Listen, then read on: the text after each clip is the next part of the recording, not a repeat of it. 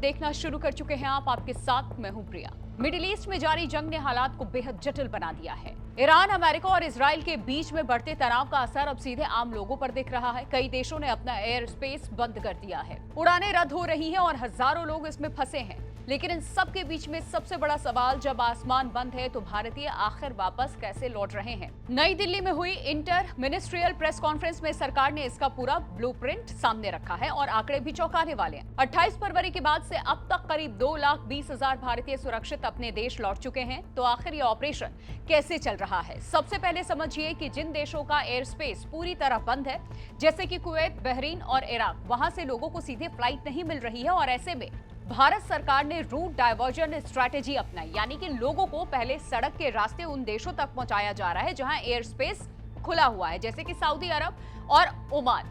वहां से फिर स्पेशल और कमर्शियल फ्लाइट्स के जरिए भारत लाया जा रहा है। विदेश मंत्रालय के मुताबिक सऊदी अरब और ओमान इस ऑपरेशन के सबसे बड़े ट्रांजिट हब बन चुके हैं। यहां से लगातार उड़ानें भारत आ रही हैं और फंसे हुए लोगों को सुरक्षित निकाला जा रहा है। अब बात कतर की। यहाँ का एयर स्पेस आंशिक रूप से खुला है और इसीलिए सीमित संख्या में फ्लाइट्स ऑपरेट हो रही हैं। वहीं कुवैत से जजीरा एयरवेज की एक नॉन शेड्यूल फ्लाइट को सऊदी के रास्ते भारत भेजा गया, यानी हर संभव रास्ता इस्तेमाल किया जा रहा है। लेकिन कहानी सिर्फ हवाई रास्तों तक सीमित नहीं है। असली चुनौती सामने आई है ईरान में। ईरान में हालात ज्यादा संवेदनशील हैं, इसीलिए वहां से एयरलिफ्ट आसान नहीं था और ऐसे में भारत ने लैंड इवैक्यूएशन ऑपरेशन शुरू किया।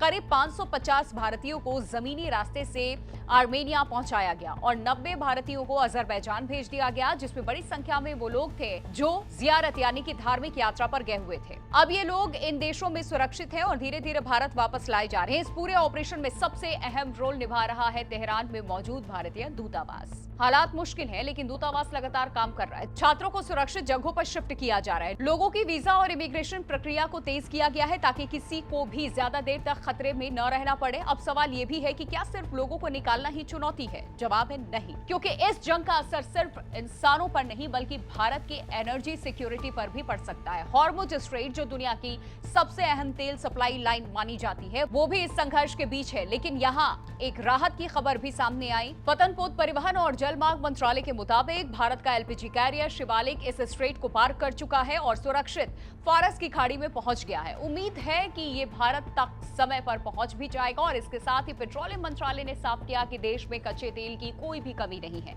सभी रिफाइनरियां पूरी क्षमता से काम भी कर रही हैं, यानी कि आम लोगों को फिलहाल घबराने की बिल्कुल भी जरूरत नहीं है। हालांकि खतरा पूरी तरह टला नहीं है। अगर ये जंग लंबी चली या हॉर्मुज स्ट्रेट पर कोई बड़ा संकट आया तो इसका असर वैश्विक तेल कीमतों पर पड़ेगा और भारत जैसे देशों को भी इसकी मार झेलनी पड़ सकती है। और इस पूरे ऑपरेशन के बीच में एक दुखद खबर भी सामने आई, जहां ओमान के सोहार शहर में 13 मार्च को 2 भारतीय नागरिकों की मौत भी हो गई। तो भारत सरकार उनके परिवार के संपर्क में भी है और पार्थिव शरीर को जल्द भारत लाने की पूरी कोशिश भी सरकार की तरफ से की गई। कुल मिलाकर के तस्वीर ये है कि एक तरफ युद्ध बंद, एयर स्पेस और बढ़ता खतरा, और दूसरी तरफ भारत का बड़ा रेस्क्यू ऑपरेशन जिसमें एयरलैंड और डिप्लोमैटिक तीनों लेवल पर काम हो रहा है। अब सबसे बड़ा सवाल, क्या ये ऑपरेशन आने वाले दिन में और तेज होगा? और अगर हालात और बिगड़ते हैं तो क्या भारत और बड़े स्तर पर अपने नागरिकों को निकालने के लिए तैयार है? फिलहाल सरकार का दावा है कि हालात कंट्रोल में है, लेकिन मिडिल ईस्ट की ये जंग कब क्या मोड़ ले ये कोई भी नहीं जानता है। इसीलिए हर कदम पर निगरानी है, हर रास्ता खुला रखा गया है ताकि कोई भी भारतीय कहीं भी फंसा ना रह जाए।